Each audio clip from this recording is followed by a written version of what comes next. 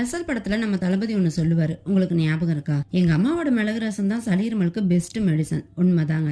எப்பவும் சளி இருமலுக்கு கை கொடுக்கறது இந்த மிளகு ரசம் தான். சில பேருக்கு தண்ணி சேஞ்ச் பண்ணி குடிச்சாலே சேராது. அப்படிதான் என் பொண்ணு ஒரு ஃபங்க்ஷனுக்கு ஊருக்கு போனா, அங்க தண்ணி மாத்தி குடிச்சதுல சேரல. அப்புறம் கிளைமேட் வேற சேஞ்ச் ஆயிடுச்சா, ஒரே சளி இருமல் காய்ச்சல்னு மாத்தி மாத்தி அவஸ்தைங்க. அப்புறம் என்ன, டாக்டர்கிட்ட கூட்டிட்டு போய் மொய் வச்சதுல டாக்டர் பிரிஸ்கிரிப்ஷனோட சேர்த்து மிளகு ரசத்தையும் எழுதி கொடுத்துட்டாரு. அது ப்ராசஸும் ஒன்றும் ரொம்ப பெருசு இல்ல, ஈஸி தான். நம்ம சேனலை ஃபர்ஸ்ட் டைம் பார்த்தீங்கன்னா சப்ஸ்கிரைப் பட்டன் கொட்டிங்க அண்ட் இன்ஸ்டால ஒரு ஃபாலோ போட்டுருங்கப்பா. ஒன்றும் இல்லைங்க, ஒரு நெல்லிக்காய் சைஸ் புளியை ஊற வச்சுட்டு கூட 2 தக்காளி கொஞ்சம் உப்பு போட்டு கரைச்சி எடுத்துக்கலாம். ஒரு ஜாரில் 2 டேபிள் ஸ்பூன் சீரகம், 1.5 டேபிள் ஸ்பூன் மிளகு, 1/4 டேபிள் ஸ்பூன் வர கொத்தமல்லி, கொஞ்சம் கருவேப்பிலை எல்லாம் போட்டு பவுடர் பண்ணிக்கலாம். இதில் 2 வரமிளகா, கொஞ்சம் பெருங்காயம், பூண்டு தட்டி போட்டு வச்சுக்கலாம். ஒரு கடாயில் ஆயில் ஊற்றி கடுகு போட்டு இதை கொட்டி தாளிச்சிட்டு கரைச்சி வச்சதை ஊற்றி தேவையான அளவு தண்ணி ஊற்றி உப்பு சரி பார்த்துட்டு நொர கட்டினத்தையும் எடுத்து ஊற்றினா ரசம் ரெடி.